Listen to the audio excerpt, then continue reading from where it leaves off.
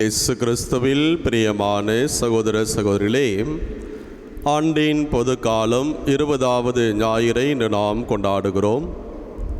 இந்த இறை வார்த்தை நமக்கு சொல்லக்கூடிய செய்தி என்ன என்று சொன்னால், நம் ஆண்டவர் இயேசு கிறிஸ்து ஒருவர் மட்டுமே நாம் எதிர்பார்க்கக்கூடிய அமைதியை, மகிழ்ச்சியை முழுமையாக தரக்கூடியவராக இருக்கிறார். எனவே அந்த அமைதியும் மகிழ்ச்சியையும் நாம் முழுமையாக பெற்றுக்கொள்ள வேண்டும் என்று சொன்னால், அவருக்கேற்ற ஒரு வாழ்க்கையை நாம் வாழ வேண்டும் என்ற ஒரு செய்தியைத்தான் இன்றைய நற்செய்தி வழியாக இறைவன் நமக்கு கொடுக்கிறார். அன்புக்குரிய சகோதர சகோதரிகளே, பாப்புவா நியூகினியா என்ற அந்த தீவிலே டான் ரிச்சர்ட்சன் என்ற ஒரு மறை போதகர் வாழ்ந்து வந்தார். அவர் தன்னுடைய வாழ்க்கையில் இந்த அமைதி குழந்தை என்ற ஒரு புத்தகத்தை எழுதுகிறார். அந்த புத்தகத்திலே கீழ்கண்ட நிகழ்வுகளை அவர் அழகாக குறிப்பிடுகிறார். என்ன அந்த நிகழ்வு என்று சொன்னால், மேலே சொல்லப்பட்ட அந்த தீவிலே பழங்குடி மக்கள் வாழ்ந்து வருகிறார்கள். 2 குழுக்களாக இருக்கிறார்கள். அவ்வப்போது இந்த 2 குழுக்களுக்கிடையே ஏதாவது ஒரு சண்டை நடந்து கொண்டேதான் இருக்கும்.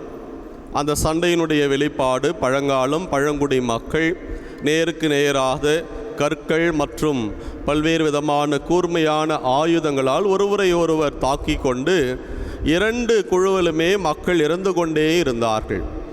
எனவே அந்த எண்ணிக்கை குறைய ஆரம்பிக்கிறது. எனவே இந்த 2 குழுக்களுடைய தலைவர்கள் ஒன்று சேர்ந்து, இதற்கு நாம் ஏதாவது ஒரு முடிவு கட்டியே ஆக வேண்டும், எனவே நமக்குள்ளாக ஒரு ஆலோசனை கூட்டம், அமைதி கூட்டம் ஏற்பாடு செய்வோம் என்று சொல்லி ஒரு கூட்டத்தை ஏற்பாடு செய்கிறார்கள்.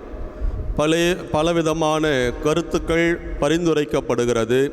கடைசியிலே ஒரு பரிந்துரை என்ன என்று சொன்னால், இந்த 2 குழுக்களுடைய தலைவர்களுக்கு மகன்கள் இருந்தார்கள்.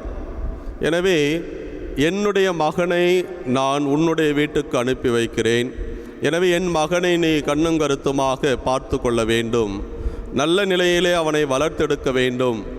ஒருவேளை உன் வளர்ப்பு சரியில்லை என்றால் மட்டும் நான் உன் மீது போர் எடுப்பேன் என்று இந்த தலைவன் சொல்கிறான். அதே கருத்துத்தான் மற்ற தலைவருக்கும் உடன்பாடாகுகிறது. எனவே 2 பேருமே தங்களுடைய பிள்ளைகளை மாற்றிக்கொள்கிறார்கள். அவருடைய குழுவுக்கு மற்ற பிள்ளையை அழைத்து செல்கிறார்கள்.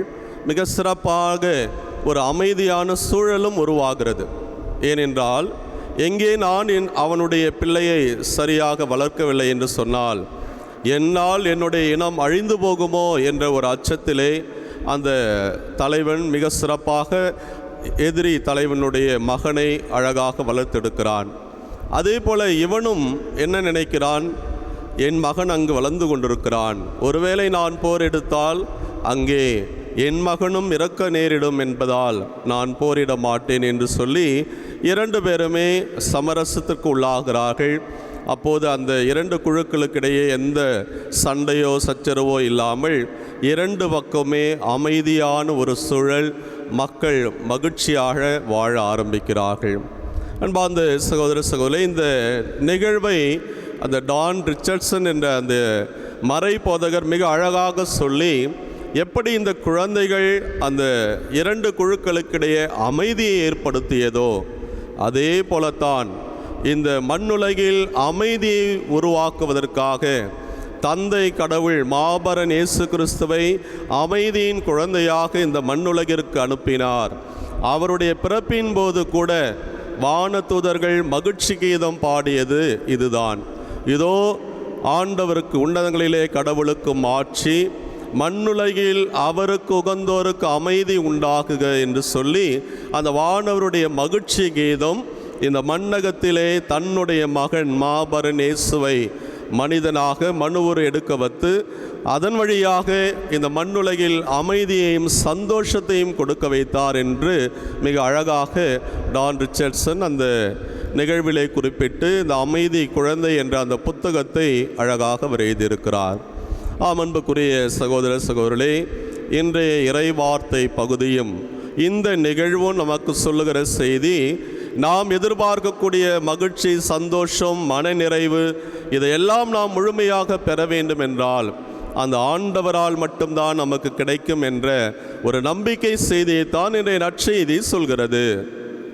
ஆனால் என்ன நடக்கிறது? நற்செய்தி இன்றைக்கு வாசிக்கிற போதே நாம் எல்லாருக்குமே ஒரு பயம். ஏன்னா ஆண்டவர் சொல்கிறார், மண்ணுலகில் அமைதியை ஏற்படுத்த வந்தேன் என்றா நினைக்கிறீர்கள்? இல்லை, பிளவு உண்டாக்கவே வந்தேன், தீ மூட்டவே வந்தேன் என்று ஆண்டவர் சொல்கிறார். அதுவும் எப்படி? குடும்பத்துக்குள்ளாக அப்பா பிள்ளைக்கும், மகள் மருமகள் மாமியாருக்கும், இப்படி குடும்பத்திலே பலவிதமான சச்சரவுகளை, பிளவுகளை நான் ஏற்படுத்த வந்தேன் என்று அவர் சொல்கிறார். அப்படி என்றால் இவர் சொல்வதனுடைய நோக்கம் என்ன? மேலோட்டமாக நாம் புரிந்து கொண்டால் ஏதோ இன்றைய அரசியல் தலைவர்கள் சொல்வது போல பேசுவது ஒன்றும் செயல் ஒன்றுமாக வேறு வேறு விதமாக இருப்பது போல இயேசுவும் கூட ஏதாவது ஒன்றை பேசிவிட்டு ஏதாவது ஒன்றை செய்கிறாரா, மாற்றி மாற்றி பேசுகிறாரா என்கின்ற எண்ணம், சிந்தனை நமக்கு அழகாக வந்து கொண்டே இருக்கும். ஆனால் இதை முழுமையாக புரிந்து கொள்ள வேண்டும் என்று சொன்னால் இன்றைக்கு லூக்கா நற்செய்தியிலிருந்து இந்த நாம் நற்செய்தியை வாசிக்க கேட்டோம். இந்த ஒத்தமை நற்செய்தி மத்தேயு, மார்க்கு, லூக்கா என்று இருக்கிறது. இதே பகுதியை மத்தேயு நற்செய்தியிலே எடுத்து நாம் வாசித்தோம் என்றால் அதை தொடர்ந்து மற்றொரு வார்த்தையை ஆண்டவர் இயேசு சொல்வார். ஆனால் இந்த வார்த்தைகளின் தொடர்ச்சியாக யார் ஒருவர் என்னை விட தன் தந்தையையோ தாயையோ அதிகமாக அன்பு செய்வாரோ அவர் எனக்கு ஏற்புடையவர் அல்ல என்ற வார்த்தையை முழுமையாக்கி முடிப்பார். அப்படி என்று சொன்னால் நம்முடைய வாழ்க்கையில் அந்த ஆண்டவரை நாம் பின்பற்ற வேண்டும் என்று முடிவெடுக்கிற வேளையிலே நம்முடைய பெற்றோரோ உறவுகளோ நமக்கு எதிராக வந்தாலும் அதை தாண்டி நாம் ஆண்டவருக்காக முழுமையாக நம்மை கையளிக்க வேண்டும் என்பதுதான் இந்த இறை வார்த்தையினுடைய ஆழமான செய்தியாக இருக்கிறது. அவர் பொருட்டு அந்த குடும்பத்திலே பிளவு உண்டாகும். ஆனால் அந்த பிளவு தற்காலிகமானது ஒன்றுதான், நீடித்த நிரந்தரமான பிளவு அல்ல. மாறாக அது முழுமையான மகிழ்ச்சியை கொண்டு வரும் என்பதைத்தான் இன்றைய இறைவார்த்தை நற்செய்தி பகுதி அழகாக சொல்கிறது. இந்த பிரான்சிஸ் அசிசியார் அவருடைய வாழ்க்கையை நாம் எடுத்து பார்க்கிற வேளையில் அவருடைய தந்தை, என் மகன் நல்ல ஒரு பெரிய போர் வீரராக வருவான் என்ற ஒரு கனவு, எதிர்பார்ப்பு இங்கு அமர்ந்திருக்கக்கூடிய பெற்றோராகிய நம் எல்லாருக்குமே நம்முடைய நிறைவேறாத ஆசையை நம் பிள்ளைகள் மீது நாம் திணிப்போம். நான் டாக்டராக வரணும்னு நினச்சேன், என்னால் முடியல, அதனால் என் பிள்ளையை டாக்டர் ஆக்குவேன், அல்லது என்ஜினியராக வர வேண்டும் என்று ஆசைப்பட்டேன், என்னால் முடியவில்லை, என் பிள்ளையை நான் உருவாக்குவேன் என்று நம்முடைய நிறைவேறாத ஆசைகளை பிள்ளைகளின் மீது நாம் திணித்து அவர்களை மிகவும் கஷ்டப்படுத்துகிறோம், வேதனைப்படுத்துகிறோம். ஆனால் இன்றைய அந்த பிரான்சிஸ் அசிசியாருடைய வாழ்விலும் அதுதான். தன் மகன் ஒரு பெரிய போர் வீரனாக வர வேண்டும் என்று ஆசைப்பட்டார். ஆனால் நடந்தது வேறு. இந்த பிரான்சிஸ் அசிசியார் இந்த உலகமே எனக்கு வேண்டாம் என்று சொல்லி எல்லாவற்றையும், தன்னுடைய திரண்ட சொத்துகள் எல்லாவற்றையும் விட்டு விட்டு போகிறார். அப்போது அப்பாவுக்கும் பிள்ளைக்கும் இடையே சண்டை. இதெல்லாம் என்னுடைய சொத்து என்று சொன்னபோது, உன்னுடைய சொத்து ஒரு துளி கூட எனக்கு வேண்டாம் என்று அணிந்திருந்த ஆடையும் களைந்துவிட்டு நிர்வாணமாக நான் ஆண்டவரை பின்பற்றி செல்கிறேன் என்று இந்த பிரான்சிஸ் அசிசியார் போகிறார். எனவே இங்கு மகனுக்கும் தந்தைக்கும் இடையே பிளவு உண்டாகிறது. ஆண்டவர் சொன்னது போல அந்த பிளவு ஆண்டவருக்காக, அவரை பின்பற்றுவதற்காகத்தான் அந்த பிளவு. ஆனால் அது நீடித்த நிலையான பிளவு அல்ல, அது ஒரு தற்காலிகமான ஒன்றுதான். ஆனால் அதுவே மாறி பிறகு நிறைந்த மகிழ்ச்சியை, சந்தோஷத்தை அங்கே கொண்டு வருகிறது என்பதைத்தான் நாம் முழுமையாக கற்றுக்கொள்ள வேண்டும். இந்த பிளவு எல்லா நிலையிலும் ஏற்படுகிறது. இறைவாக்கு பணி என்று வருகிற போது முதல் வாசகத்திலே எரேமியாவை முன்னிட்டு அங்கு பிளவு உண்டாக்குறது. ஆனால் இதெல்லாம் நமக்கு நிரந்தரம் அல்ல, ஒரு தற்காலிகமானது. ஆனால் அது நீடித்த மகிழ்ச்சியை கொடுக்கும் என்பதுதான் இன்றைய இரண்டாவது வாசகத்திலே எப்படி துன்பங்கள் மத்தியிலே ஆண்டவர் இயேசு நம்பிக்கையோடு தந்தை கடவுள் தனக்கு மாட்சியை கொடுக்க இருக்கிறார் என்று அந்த நம்பிக்கையோடும் எதிர்நோக்கோடும் சிலுவை சாவை ஏற்றுக்கொண்டாரோ, அதே போல் இந்த உலக வாழ்க்கையில் வரக்கூடிய கவலை, கஷ்டம், துன்பங்கள் நற்செய்திக்காகவும் ஆண்டவருக்காகவும் விண்ணுலகில் நாம் பெற இருக்கக்கூடிய நிலையான நீடித்த மகிழ்ச்சிக்காகவும் நாம் அதை எதிர்நோக்கோடு நம்பிக்கையோடு ஏற்றுக்கொள்ள வேண்டும் என்பதுதான் இந்த இறைவார்த்தை பகுதிகள் நமக்கு ஆழமாக சொல்கிறது.